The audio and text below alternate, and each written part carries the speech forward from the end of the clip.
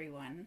My name is Cynthia Porter, and I am the main artist and owner of Emerald Raven Creations. I'm involved with Convergence running the art show, and today we're going to learn a bit about doing some abstract watercolors. I picked up watercolors in January as kind of an escape and stress relief thing, and boy did it come in useful in the current months and what's going on.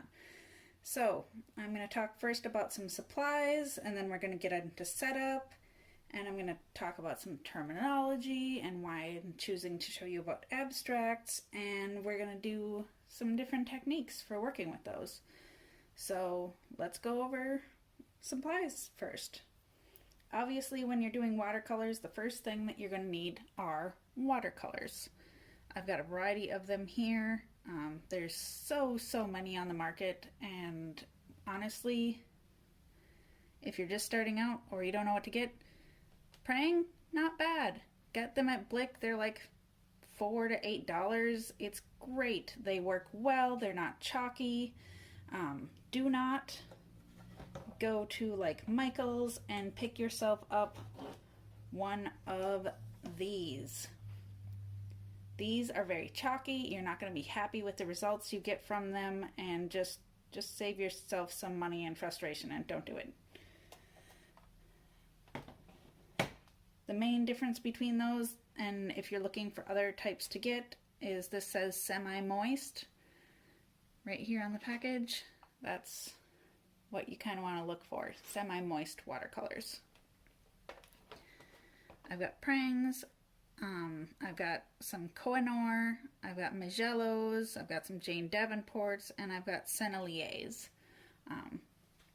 We're not really going to talk too much about different types of watercolors. There's tons of stuff on YouTube that will let you know what might work well for you. Each of them has different properties, which we'll talk again about when I get into actually doing some watercolor. And yeah. Watercolors, first thing you're going to need. Then the next thing you're probably going to need is some paper. I've got 3 different types of paper that I've used here. I've got the Canon XL, I've got B paper, and I've got Artist Loft Level 2 watercolor paper. The most important thing I think for when you're working with paper is you don't want something too thin. You don't want anything less than, I would say, 90 pounds. The stuff that I've got here is 140, and that works really nicely. You can find 300, and that's going to work really well if you don't want to deal with taping your paper down, because it won't buckle too much when water's applied to it. It's really made to withstand what you're doing to the paper. Moving on, we've got some brushes here. You're going to want to get some watercolor brushes. Honestly, the brand doesn't matter too much. I've got some Artist Loft again, and I've got an Uku that I got on Amazon. This is a quill type of brush, and this is just a regular old round. Shape doesn't matter too much, but I like the rounds or the quill type for the techniques that I tend to do with them. If you really want to do large washes of color, you're going to want to pick up a flat. And that's just the shape of the end of the brush. Natural hair or synthetic doesn't matter too much again. There's, again, videos on YouTube that talk about what the differences there tend to be. You're also going to want a towel for rinsing your brushes. You're going to want 2 things as far as I'm concerned for water.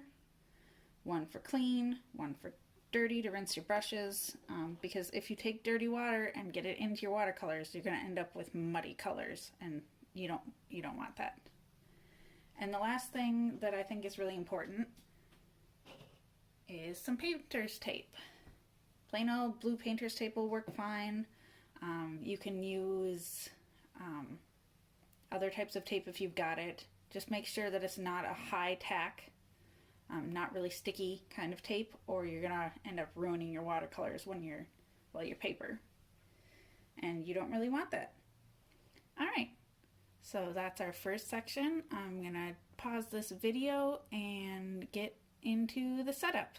Alright, through the magic of video, I now have a clean space and I'm ready to get set up for my watercolor painting. You'll notice that I've got some water in here now, I've got my brushes, and I've got my paper ready to be set up and taped down onto the table. Table, that's a word. Alright, so I use, of course, the blue painter's tape. And when I'm working on paintings, I always have multiple paintings that I'm working on at one time. That's not something I do when I'm doing acrylics or oils, but with watercolors, you often have to wait for the paintings to dry, and then, you know, if you don't have another one you're working on, you don't have something you can really do unless you want to get a hairdryer and manually dry it or whatever. Alright, so you want to overlap the edges with the tape. It doesn't have to be too far, just enough that it's not gonna peel up when you add that water to it. And I've got, this is the Canson XL watercolor paper from my sketchbook, and it's only 90 pound, so you're really gonna see how much more it buckles when I'm working with it as opposed to this piece of bee paper that I've got that I will also be working on.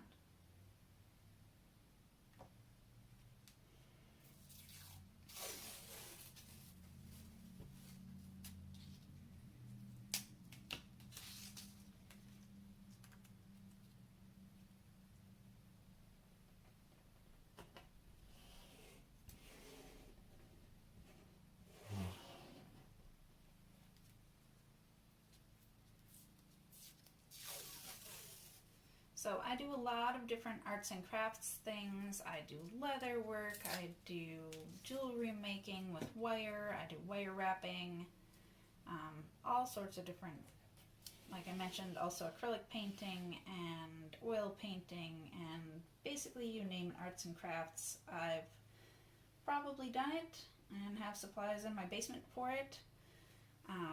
I've been doing various crafts for over 3 decades now, so, you know, gives you a lot of time to do different things.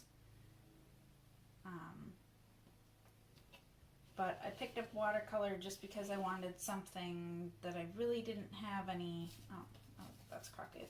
Alright. See if we can do this a bit better the second time.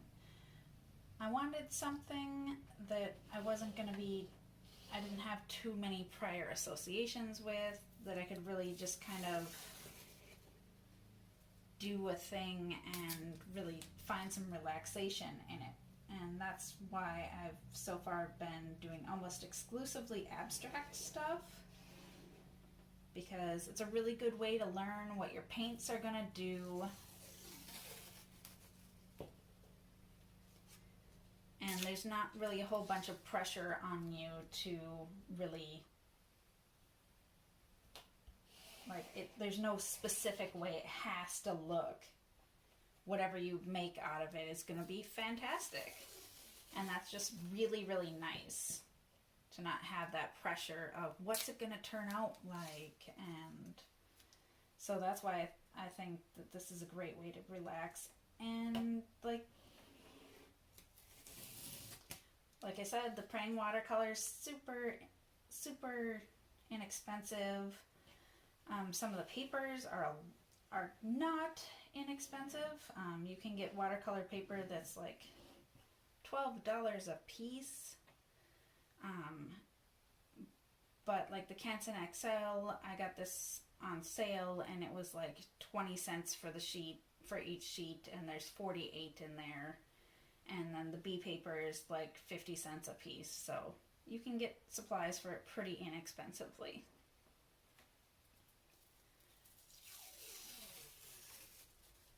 So just got one more that and you probably don't want a piece that is that far away from you to work on, but I can hop on the other side of the table and work on it if I feel like it. Usually I just have 2 pieces going at once, but this gives me a chance to talk about some more techniques and really mess around with the paint on it. Okay, so I've mentioned that there's various techniques for doing watercolor, and with that, of course, just like any other art thing, there's a whole bunch of different terminology that goes with it. There's terminology for techniques using the watercolors themselves, and there's terminology for what happens to the paper or the paint or all of your different supplies also.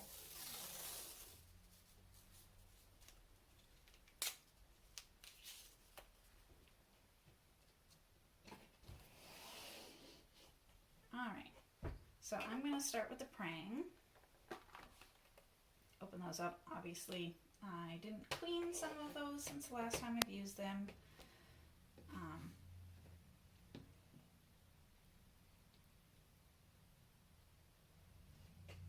So we're just going to go ahead and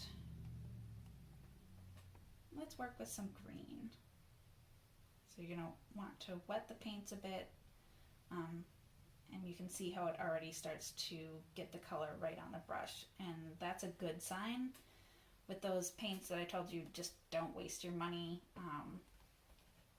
Yeah, those take forever to wet, which is known as activating, and you're just gonna have a problem with that. Alright, so let's just start. I don't know exactly what I'm doing. Again, that's part of what I like about abstract painting. You just kind of go and see what happens.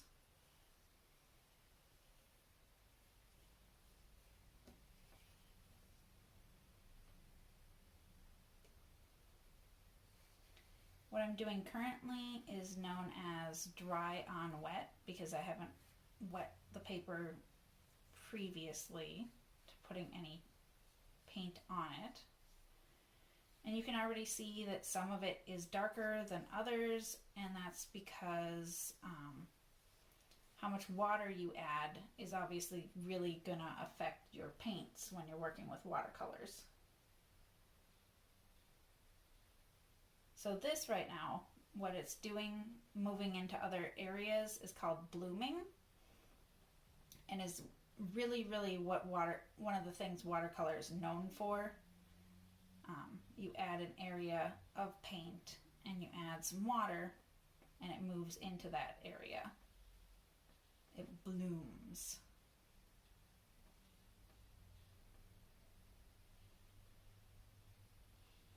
This makes watercolor really unpredictable sometimes. Like you can't always know exactly where the paint is going to bloom, or like, and see, the paper's buckling, pushing up in different parts and making pools of water in areas that I don't necessarily want it to, which is why I suggest like at least 90 pound, which this is, but 140 is better. When you're just learning, I don't know that I'd suggest you go and buy 300 because it's expensive, and there's a fine line between paint supplies that are inexpensive enough that they're still going to work and not be so precious that you're afraid to ruin them. Honestly, the only thing you're going to ruin when you're working with painting is like if you don't do it. You just gotta give yourself permission to play with the stuff.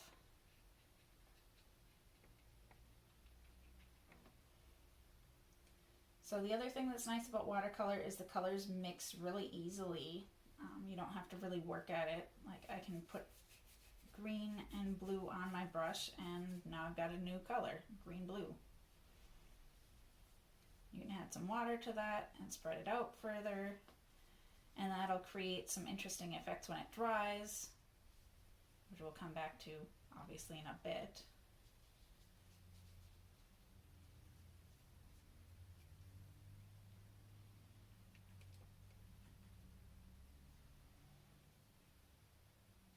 again, adding water in there and getting some interesting effects with it. Try to keep it from pooling in various spots unless that's what you really want it to do, because it takes longer to dry and it might wreck your paper.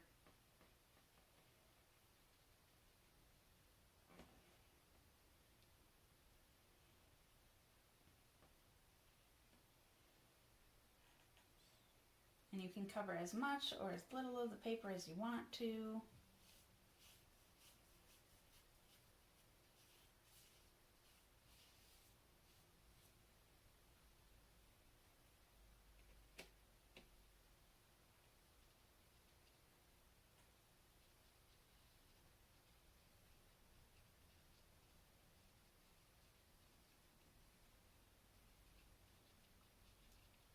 And yeah, you really don't have to be precise with your brush at all. Like, I'm just flicking it around, and that's part of what's fun about it. You can just brush it really nice and smooth, or just kind of flick it around, and it's all good.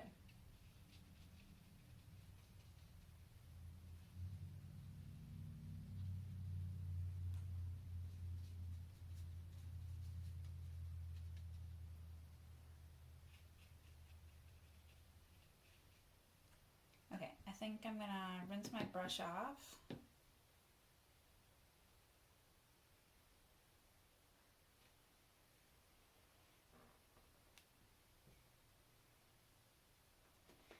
And on this one, because the paper is a little bit thicker and it can handle the water better, I'm gonna do what's known as wet on wet. So you wet your paper first. You wanna get a really nice even coat of water.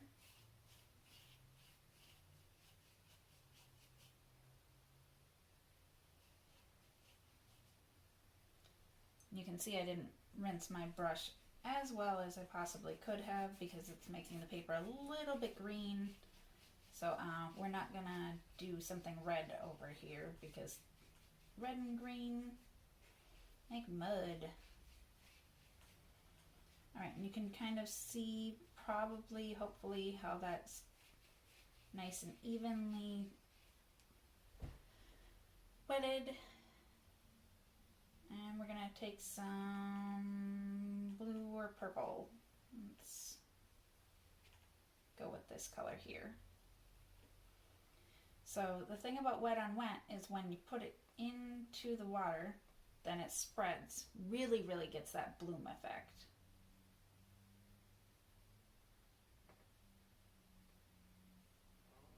And you can really see what I was talking about, how watercolor blooms.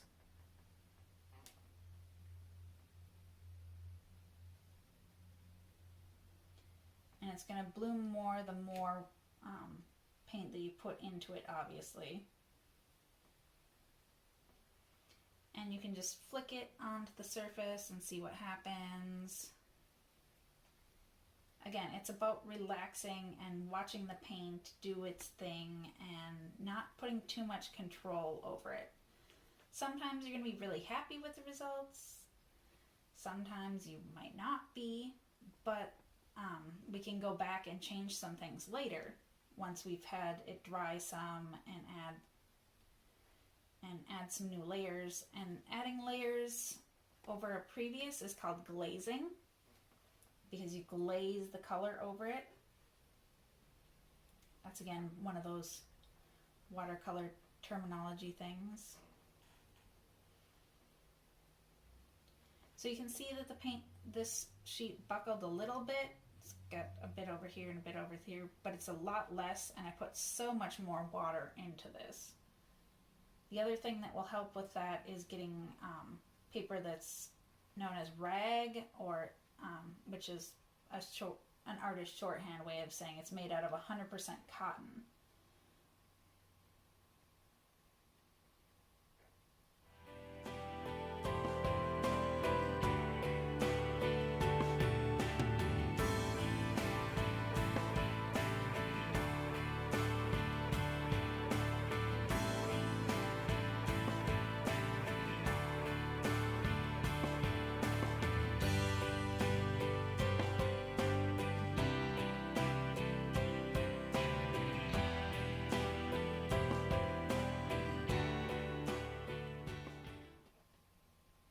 also see that this paper has a lot more texture to it,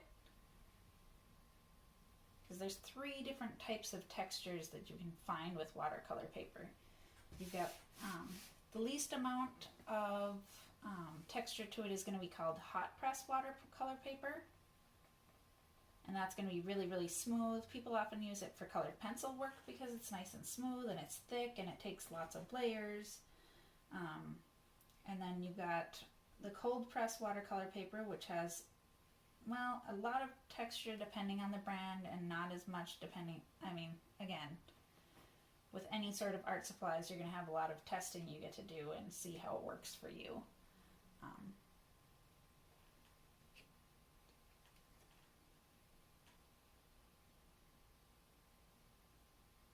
And you don't need a lot of brushes, obviously. I'm just using the one brush and getting all sorts of different effects with it. This brush can go really, really fine lines, or you can do thicker lines.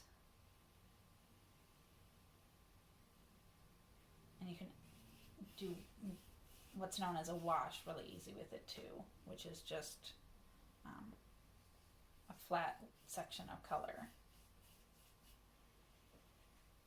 I'm not as good with this one at flicking the paint, as you may have noticed, but that's okay.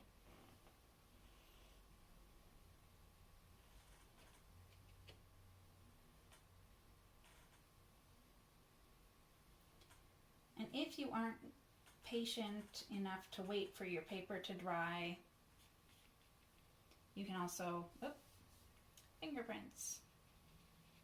Let's make that look maybe like I plan to do it.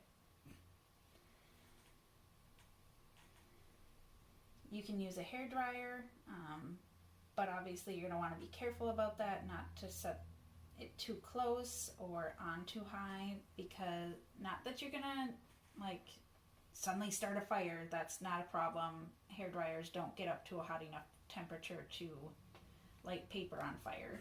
It's just that if you're doing that with your paper, you may get some unintended effects, and it'll run all over places you didn't want it to go. All right, rinse my brush off again. We've got parts of this that are dry enough to show you what I mean by glazing.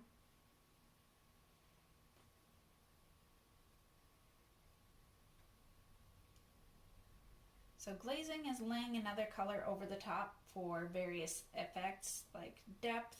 You can create some depth with it, or you can, if you've got a color you don't quite like how it turned out on your painting, you can glaze another color over the top.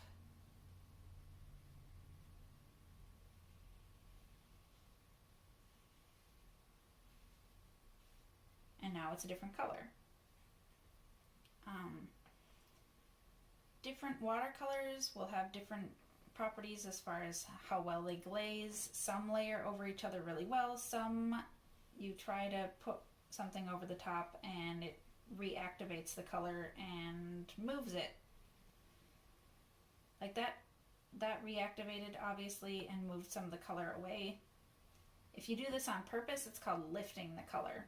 You got color in a spot you don't want it, you can take your brush and scrub it and then dry it off, and you've lifted the color. You can use that for various effects, or if it, like I said, you got something in a spot you didn't want it in.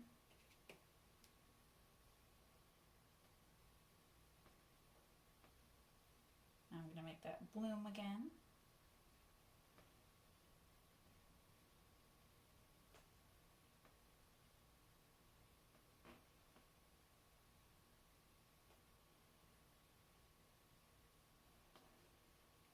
And you can see things didn't end up quite as vibrant once they dried as they were when they were wet. That's definitely part of watercolors. Some do that more than others do.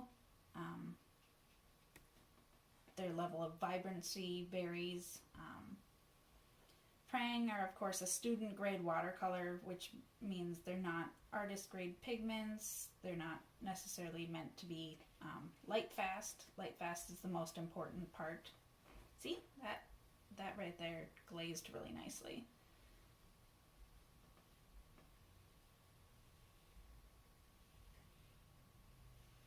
But then once it sat for a bit longer, it started to lift. So you have to really know what you're planning to do when you're doing a glaze on purpose.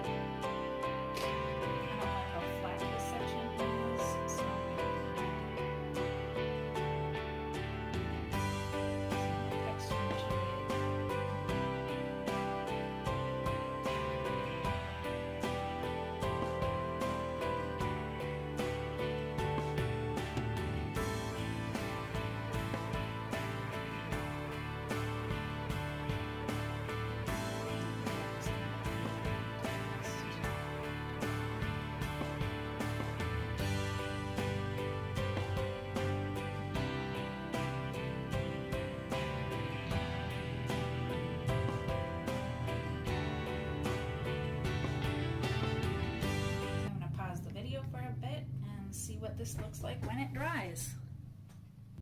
Alright, everything is about dry. And I collected some previous paintings so we can kind of look at some different things that I want to talk a bit more about.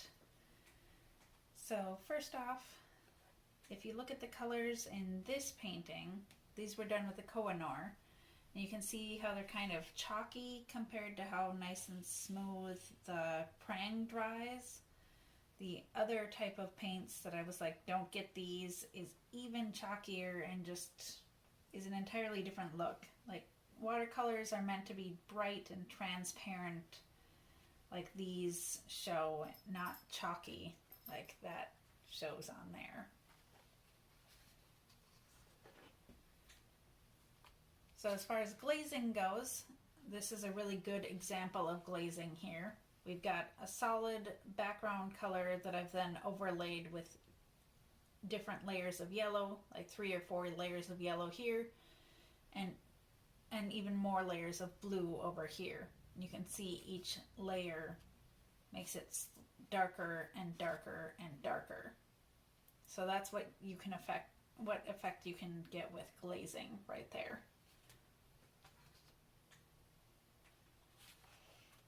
This shows something that when you're working and doing really traditional watercolors, you really don't want to have happen, and it's called cauliflowering.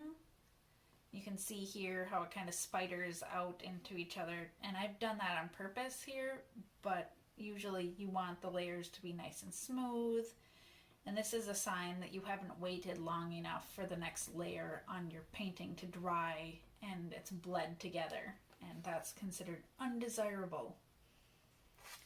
But as you can see here, I've again done it on purpose, and like it's up to you what you want to happen when you're doing these abstract pieces. The other thing that I've got going on in this one that I wanted to show here is what's known as dry brushing, and that's when I didn't have as much paint and water on it and it kind of skips, and you can create some really neat effects with that as opposed to just the solid line and solid colors. And I got the lighter in here while it was still wet, dropping more water onto it instead of paint. And the paint will do the same thing. Let me see if I've got any examples of that over here. So here's where I've dropped more paint into it while it's still wet, and as opposed to more water, or waiting until it's dry, then you get the more solid pieces like we have going on over here. The other thing that is really important for watercolors another effect that you can have in your pieces, and some consider it desirable and some don't like it, is called granulation. And this paint right here, you can see here and here how it's kind of got a cloudy effect to it instead of drying a solid color. It's kind of grainy.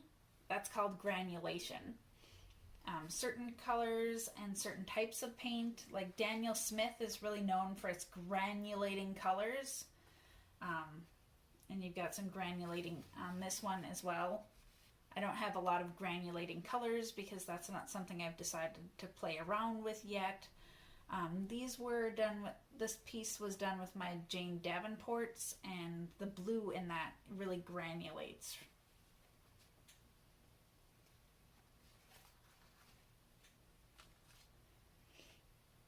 So yeah, I did a whole series of just one color pieces so I could really get used to how each color works, if it granulates, if it lifts up really well, or if it layers over really nicely. The orange that I've got, this is from my Sennelier palette. These are really known for their glazing properties, which is why I chose them, because you want to do glazing when you're working with botanical stuff, and that's what I'm hoping to eventually do. You can see how nicely the red glazed over the orange here, and how many different layers of colors you can get with just two colors. And again, the different layers of paint. And this one really shows really well the dry brushing effects over here and there. So yeah, just wanted to show you some more effects of some of the paint pieces, as long as I'd taken time away to let these dry. So this doesn't look dry, but it actually is. This you can tell is wet in still a couple different places because it hasn't been that long. And it's also got a little bit of granulation in this area here now that it's dry. And that's, of course, really interesting that watercolors look so different when they're wet, when they're dry. There's some Korean watercolors, the Magellos that I've got here, that aren't supposed to change color too much when they dry, but I haven't tried working with those yet. I just got them earlier this month, and haven't tried those out yet, but I'm really interested to see how they dry. And they're not supposed to bloom very well either, so each region has paints that work in different ways. Daniel Smith are American paints from out west, and they're supposed to really have a lot of granulation. The Senneliers are French, and they're supposed to be really well known for glazing. The Koh-i-Noor are German, like the Magellos are Korean. Each region has different watercolors, and they work in slightly different ways. And of course, even across brands within one country, you can get variations.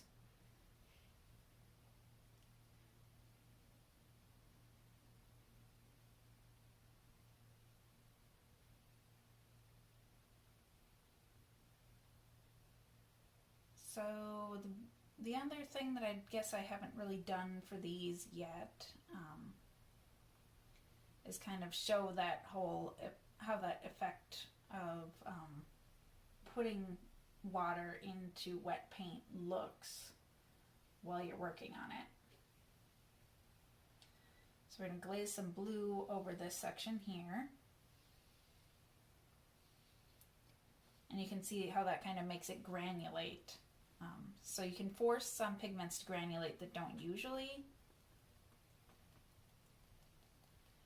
But we're going to add some water and just kind of see what that does.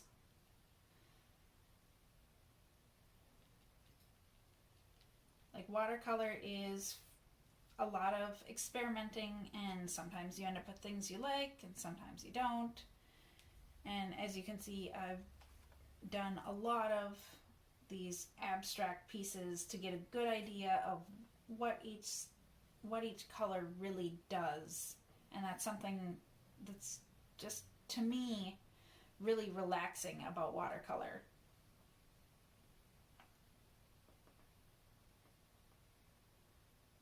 So if you dry your brush off, you can pick up some of this excess paint, and then when it dries, you'll be able to see where the brush has been. And yeah, just experiment, have fun with it. That to me is what abstract watercolor is about. And as far as what you can do with these pieces, you can frame them as is, you can cut them up for card making, you can just do anything that you might do with a regular supply, and they're a lot of fun. So it's something that I didn't get into, and you might want to try for yourself, is if you get salt crystals like rock salt or kosher salt can also work. I've got one over here.